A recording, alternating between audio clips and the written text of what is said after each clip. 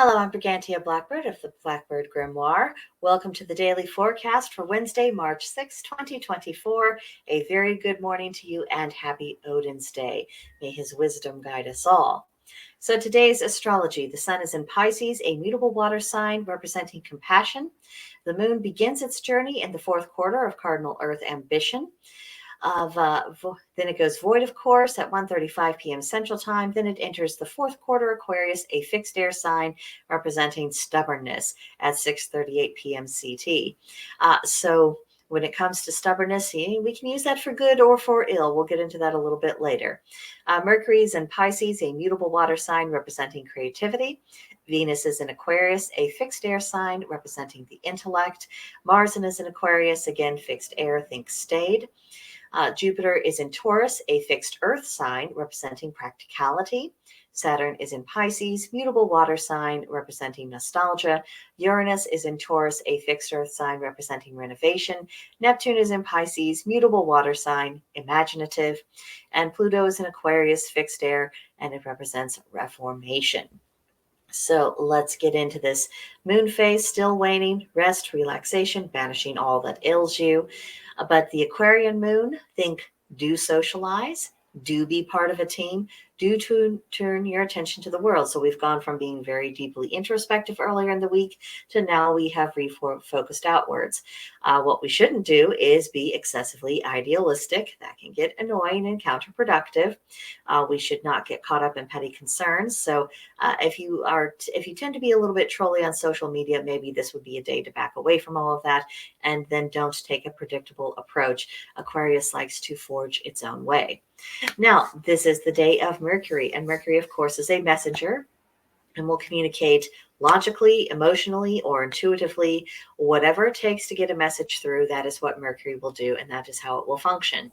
Now, Mercury in Pisces specifically enhances psychic capabilities, so trust any flashes of insight you might receive. And when in doubt, just do some divination for a little bit more clarity. Next up, our tarot card for the day is the King of Pentacles. In this deck, kings represent authority, protector, particularly masculine protection. The suit of pentacles represents earth energy, receptive energy, and the material world. And think of the keywords stability, protector of hearth and home, and an encouraging mentor. Now, I saw a funny meme the other day, saying, in tarot, we don't say sugar daddy, we just say King of Pentacles. And I wanted to bring that to your attention because I think that does help encapsulate the energy of the King of Pentacles. This is representing an energy that wants to preside well over the household, take care of those who are within their charge, and spoil them a little bit. That is what the King of Pentacles is all about. It is showing love and protection and care through the material. So today's Celtic triad reads, there are three things to be commended in those that possess them: wisdom and talk, justice and actions, and excess and nothing. So wise speech, conveying meaning and value with real-world application whenever we open our mouths. Difficult to do, very good to strive for. And of course, when you think of wise speech, you can probably think of examples that don't meet that standard, both in yourself and in other people. So today, just take a step back, particularly since it's Wednesday. That's all about communication anyway. Think about what you're saying and whether or not when you speak, if it improves the silence. That might be useful to meditate upon today. Next up with this verse was the idea of just actions. This has been a running theme for the past few days. So just actions, that spoke to me as being a pattern of doing what is right, correct, and moral because it is right, correct, and moral. And then no excess. You will see that when we go through the Celtic triads, there is almost an allergic reaction towards extremes. So rejecting extremes, rejecting overindulgence, rejecting anything that's just too much, goes too far, and it's just a bit much. You can see how you can see how the cultural tendency for understatement within the British Isles about how far back those roots really go. It isn't just the English as we have come to know them. Even in the Celtic tribal times, there was still this, perhaps we don't have to go so far with this particular thing.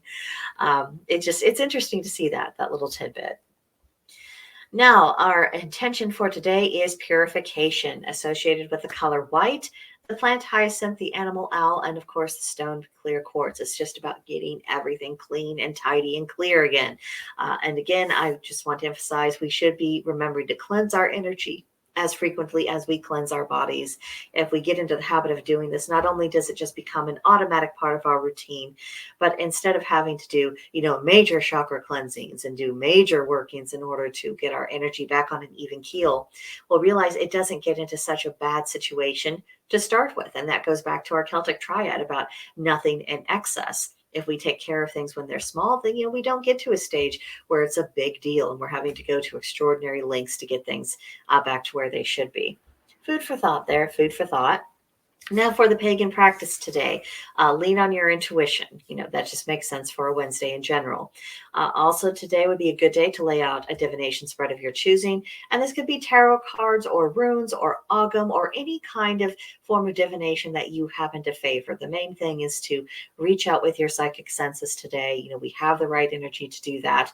And also if you're wanting to use your divination skills for the purpose of looking outwards, because again, we aren't introspecting quite as much today. We are looking outward and getting a view about what's going on in the world. So you can definitely use your divination tools to read the room. So don't pretend like that doesn't matter. Another thing we can do today is take a walk. Of course, this is weather permitting. Look for signs of spring and, just try to get a sense for what the season portends. Now, if you are living in an area in which it has decided to be winter today, you'll have a different experience. But, it's always a good idea to get outside when we can. And then another thing we could do is to meditate on the Magician card and the Tarot. This could be any deck that you like. But the Magician is very much about utilizing your native talents, particularly your magical talents, and to create an effect in the world, to make practical application of your skills.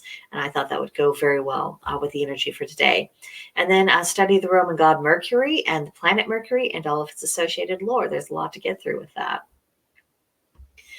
Now, I leave you with a charming white picket fence and overflowing white flowers. I'm not sure what kind of flower that is. It might actually be jasmine, but I'm not sure.